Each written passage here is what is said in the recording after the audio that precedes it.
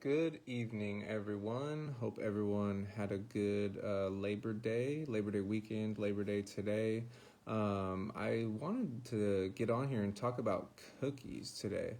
I wanted to talk about mindset around cookies and kind of take you through. Well, one is like a pretty big win for me this weekend, right? With a history of emotional eating, history of really having, I would say, kind of a trigger with sweets. Hard for me to keep in check or has been in the past, right? And so I wanted to talk about kind of the mindset that I have around these things, right? So for a long time, what's going on, Donna? Hope you're having a good Labor Day.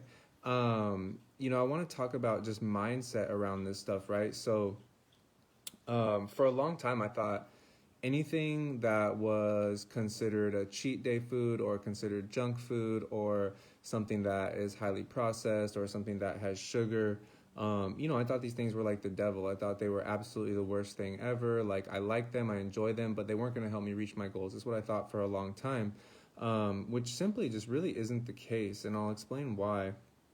But this is the problem and the trap that we can fall into when we talk about good foods, bad food, and we demonize foods for being bad foods, and we think it's the specific food that holds us back, when usually it's not the case, right? Well, I mean, it is not the case. It's always going over our calories that is the problem, right?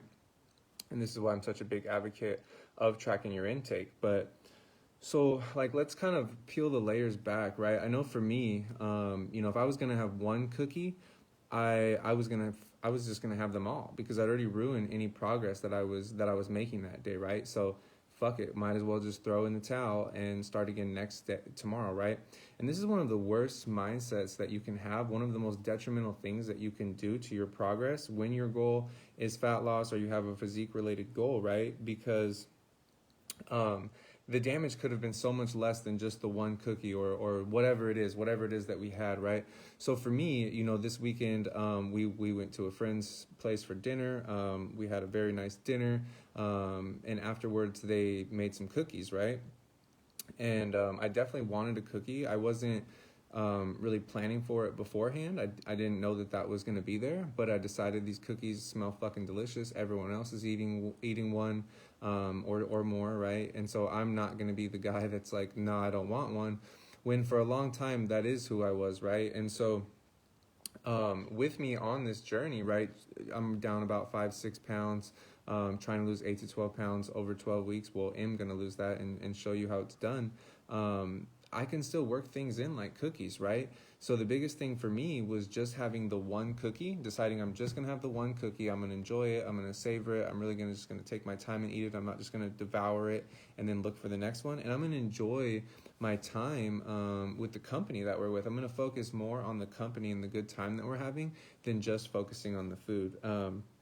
So I think it can be really big and it can be really empowering for us to be able to work these treats in, still make progress, and not just throw in the towel like, oh, just because I had one cookie, now all progress is lost, or just because I had one cookie, now I have to eat the entire batch. You see where I'm going with this? And so this can be such a huge game changer. It can be such a huge shift mentally, a huge shift in your mindset, because it can allow you to have, it can allow you to have one cookie or 2 or 3 slices of pizza, right? Or whatever it may be that you like to eat that you would consider a treat, or maybe something that you consider to be a bad food, right? It's not necessarily the food that's bad, it's if you eat it in excess, right? So eat these things in moderation, plan ahead for them, make them work. Thanks, Ryan, I appreciate it. Had to wear this in honor of Seahawks this Sunday. Go Hawks, let's fucking go. Anyway, so excited that football season's here, it's crazy. But back to the story at hand. Yeah, guys, I mean, this has been such a huge mindset shift for me, and honestly, I've helped my clients to kind of shift, a lot of my clients to shift their own mindset around this stuff, and tons of them are making really good progress when it comes to these, I would say, emotional eating type of behaviors, right? And these like all or nothing mindsets, or these mindsets of good and bad foods, right? At the end of the day, guys, it really does come down to the amount you eat in a given day. And if you plan for that properly, and plan ahead, you really can still eat your favorite foods and make progress. So hope that was helpful tonight, guys. Hope everyone has a good rest of their evening, and I'll see you guys later.